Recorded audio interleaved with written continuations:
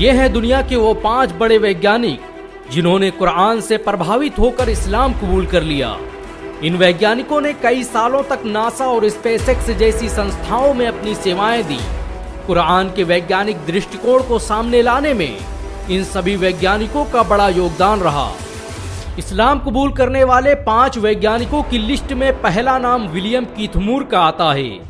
Canada में जन्मे Keith मूर को आज भी एम्ब्रियोलॉजी का सबसे बड़ा वैज्ञानिक माना जाता है।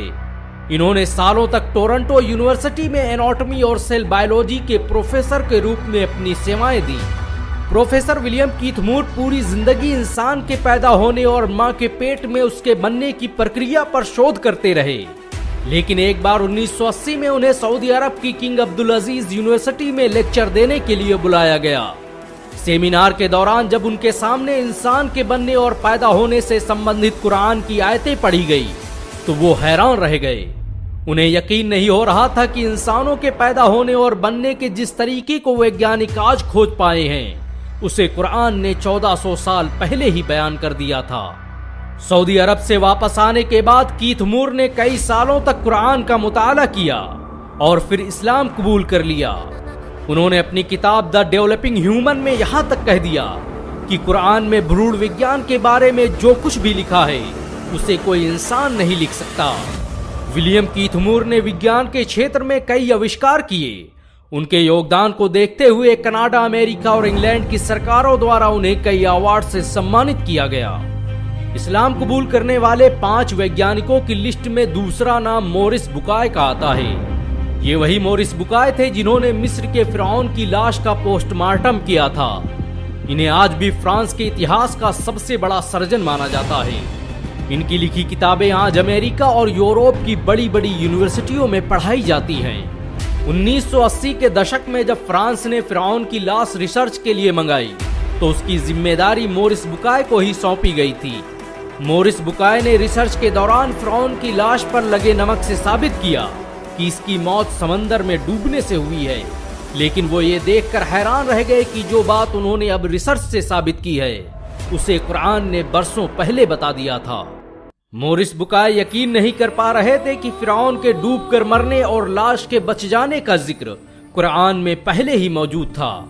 इसी दौरान मोरिस बुकाय का सऊदी अरब जाना हुआ, जहां एक कॉन्फ्रेंस की शुरुआत में कुरान की एक आयत पढ़ी गई कि अब तो हम तेरी लाश को ही बचाएंगे ताकि तू बाद की नस्लों के लिए निशान इबरत बने।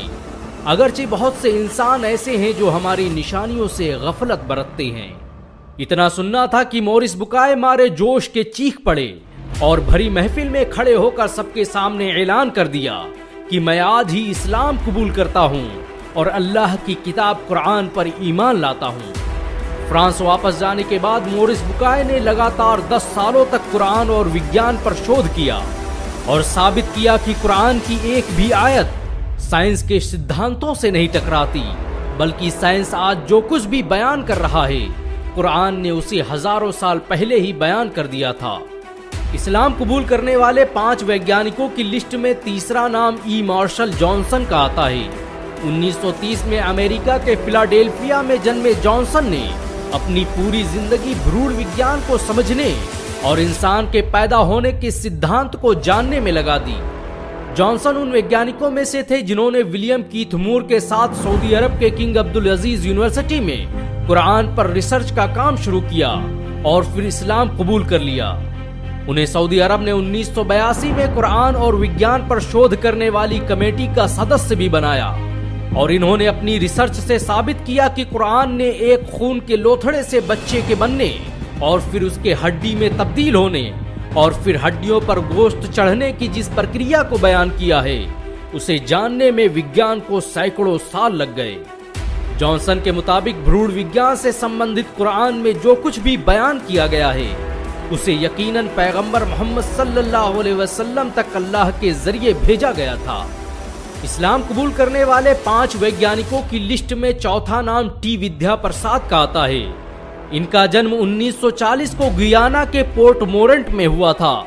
इन्होंने कई सालों तक यूनिवर्सिटी ऑफ लंदन और यूनिवर्सिटी ऑफ वेस्ट इंडीज में एनाटॉमी साइंटिस्ट के रूप में सेवाएं दी। टी विद्या प्रसाद का जन्म एक हिंदू परिवार में हुआ था। लेकिन उन्होंने कुरान से प्रभावित होकर इस्लाम कबूल कर लिया। टी विद्या प्रसाद विलियम कीथ मूर के साथियों में से थे। उन्होंने विलियम कीथ मूर की तरह ही भ्रूण विज्ञान पर बहुत से शोध किए और कुरान और एम्ब्रियोलॉजी पर 25 से अधिक किताबें लिखी। उन्होंने काहिरा में होने वाली international conference of scientific sign of the Quran and Sunnah में भी हिस्सा लिया और बताया कि कुरान में बच्चे के अंदर रूह पढ़ने और जान आने के बारे में जो कुछ भी बताया गया है वो बिल्कुल सही है। उन्होंने कुरान की सूरा मोमिनून की आयत नंबर 14 को पढ़ते हुए कहा कि ये वो सच है जिसे विज्ञान भी नहीं झुठला सकता, इसीलिए मैं आज ही इस्लाम कबूल करने का ऐलान करता हूँ।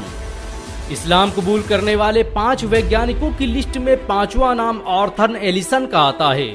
इन्होंने ही लंदन के पहले international conference of electrical machine की शुरुआत की थी। एलिसन को आज भी इंग्लैंड के इतिहास का सबसे बेहतरीन इंजीनियर और साइंटिस्ट माना जाता है।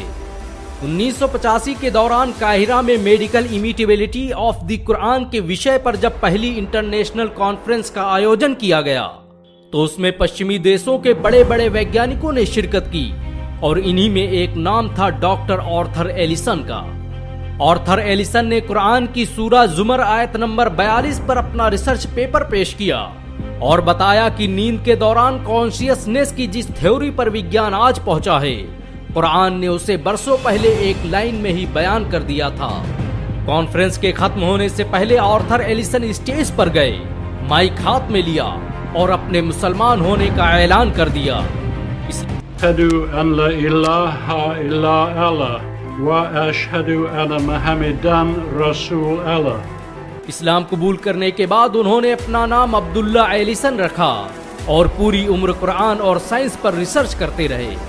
इन सब के अलावा दुनिया में आज बहुत से वैज्ञानिक हैं जिन्होंने कुरान की शिक्षाओं से प्रभावित होकर इस्लाम कबूल कर लिया। ये मौजूदा ही है कि विज्ञान आज अपनी रिसर्च से जो साबित कर रहा है, कुरान ने उसे 1400 साल पहले ही बयान कर दिया था। यही वजह है कि आज दुनिया के बड़े बड़े वैज्ञानिक भी कुरान के आगे सर झुकाने। अगर एक मुसलमान होने के नाते आपको गर्व महसूस हुआ हो तो इस वीडियो को लाइक और शेयर जरूर करें। ऐसी और वीडियो को देखने के लिए हमारे चैनल को सब्सक्राइब करें, घंटा जरूर दबाएं।